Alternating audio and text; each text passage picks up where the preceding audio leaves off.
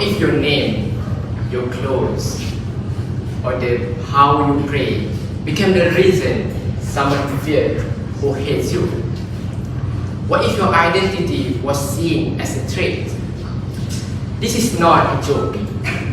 This is the painful reality of millions of Muslims around the world who face discrimination or even violence simply because they are Muslim. My friends, this is Islamophobia. Islamophobia is a combination of hate, fear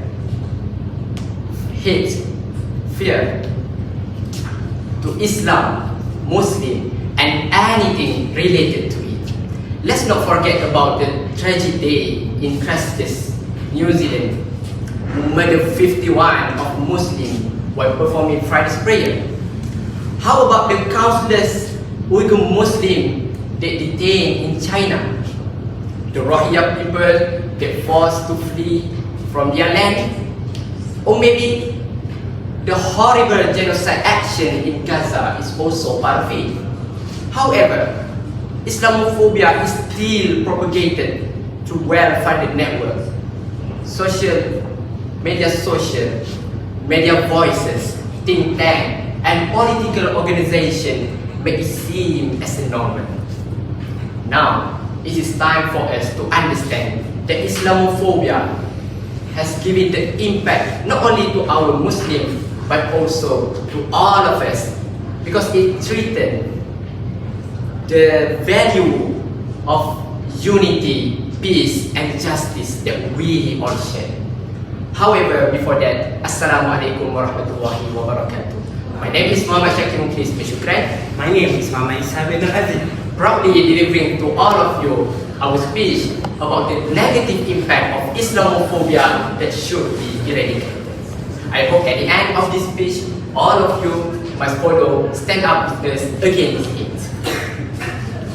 My respected audience, imagine living in fear that your identity may make you a target, whether at school, at workplace, or even just walking down the street. As a startup, it is important to all of you to notice that Islamophobia will give the bad impact to all of you, to the victim, especially their social life. As per the elaboration, I choose one report from American Journal of Public Health. He's reported that those experiencing Islamophobia associate with the numerous of depression, anxiety, fear, and lower self-esteem. For example, in France, the Muslim women there often being a most frequent victim of Islamophobic acts, actually often leading them to withdraw from the society, from the public life entirely. As consequences, they ignore and lose their interest to engage with community. This is what we call social isolation. So as you can see from the visual aid that we have given to all of you, it has stated about how social isolation gives the impact to your life as a human. And one the sad thing is also conclude that how Islamophobia make them being ashamed of being a Muslim. For example, one story that I want to share to all of you by Osama, one Muslim student in UK's university. He said through his testimonial that it was not about affected my mental health, but it's also changed who am I. Sometimes I thinking that I want to be atheist, I want to drink alcohol, I want to get tattoos, just because I want to look more normal and not being different at all. And this is Islamophobia highlighting the climate, how it's actually perceived our Muslim right. So my question to all of you, what if you guys in their shoes and your brothers and sisters in Islam are just stay silent. So I left this question to all of you and pass my baton to my respective partner. As my partner mentioned, social isolation is one of the negative effects of Islamophobia. Now, I will proceed to the second negative effects of Islamophobia, which is fueling hate crimes toward the Muslim communities. First of all, let me give a general definition of what hate crimes means. Hate crimes, according to Janet, includes harassment, intimidation or physical violence, driven out by a bias against someone else's race, religion, or ethnicity. I assume you all know about the 9/11 incident, terrorist attack in New York, which became the main reason why Islamophobia has increased throughout the years, particularly in the Western countries. Anti-Semitic, anti-Muslim sentiments, public rhetorics, and public media that created false narratives about Islam. This has caused our innocent Muslim brothers and sisters to face physical assaults, verbal abuse, and discrimination wherever they go, even on the internet. Additionally, this hatred has led to various attacks on mosques and Muslim-owned businesses. If you could refer to the visual aid, a man in the circle frame, that is Abu Bakr. Earlier this May, he worked as a cleaner at a mosque, but tragically, he has been stabbed 50 times until he's dead.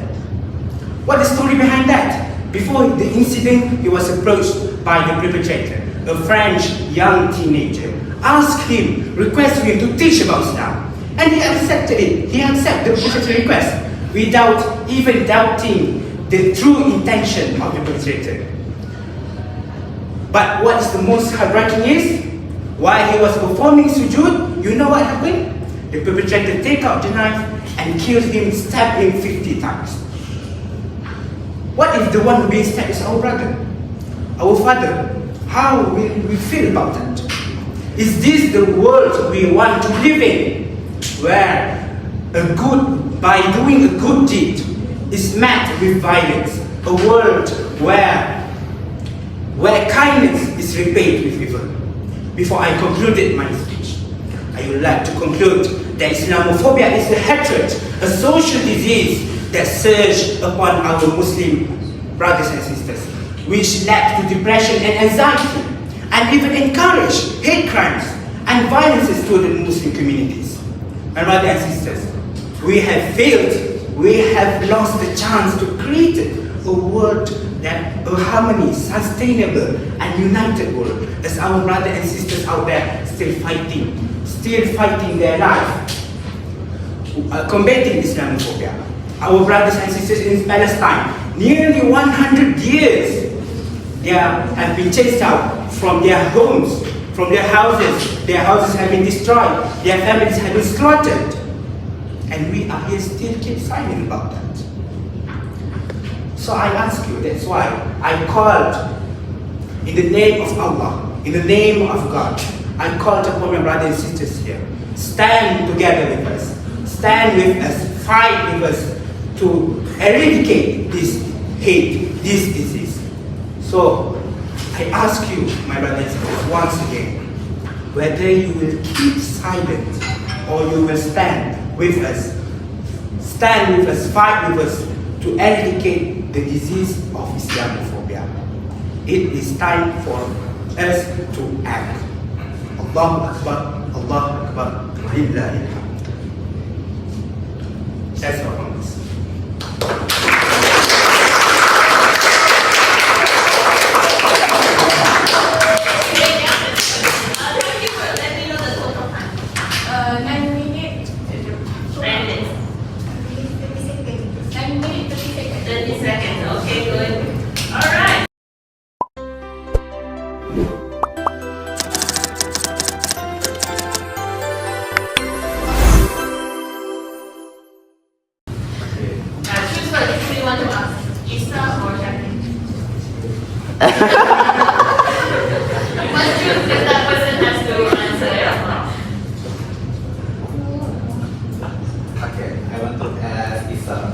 It's okay. Okay, just now you touched the issues about 9/11.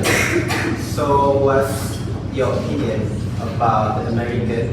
We just make a joke about 9/11, and the moment that the incident happened until now. What's your opinion about that? What is my opinion about the 9/11 incidents, which is that Americans always make jokes about the Muslim, that they say that the Muslim is the cause about incidents, but there is no official investigation about the 9/11 incidents. Even we don't know who caused the incident. It's just political rhetoric that played by the American citizens to blackmail us Muslims.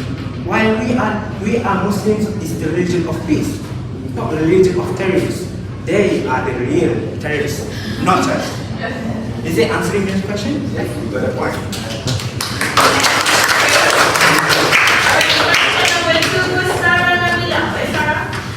Okay, Sarah, you can ask Shakir.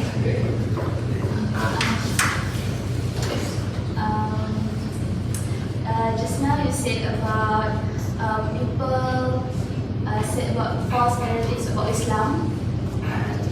That's my My question is what the example of the false narrative about Islam?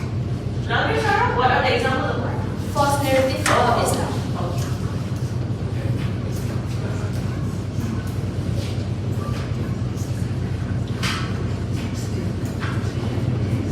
Okay, so from what I understand or I know about my topic Islamophobia, the false narrative about Muslim, for example, is like giving the bad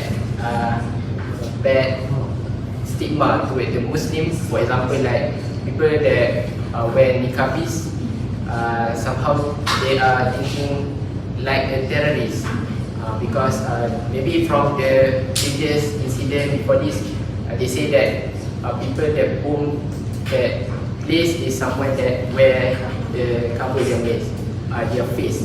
So actually, it is trying to attack to the innocent Muslim women. I hope that's answer. Yes, definitely. Thank you. Okay.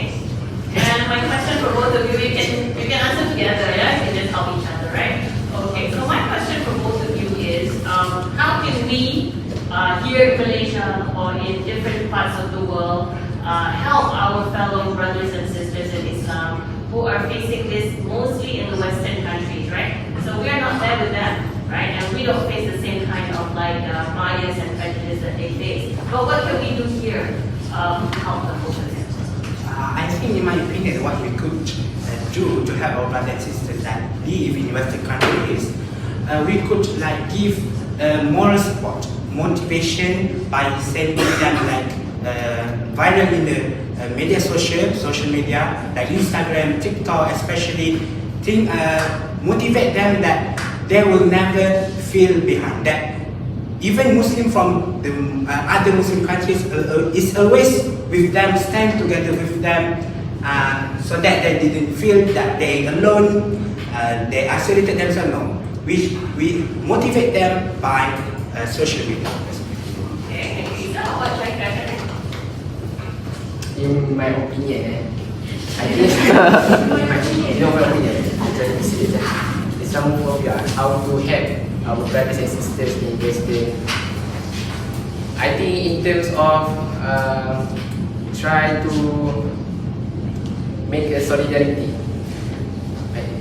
But before that, I think it's to say about solidarity in media social.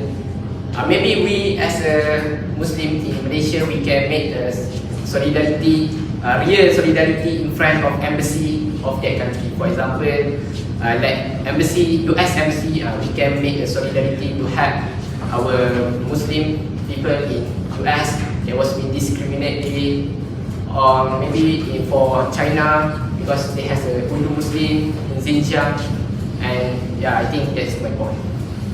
Okay, thank you both of you.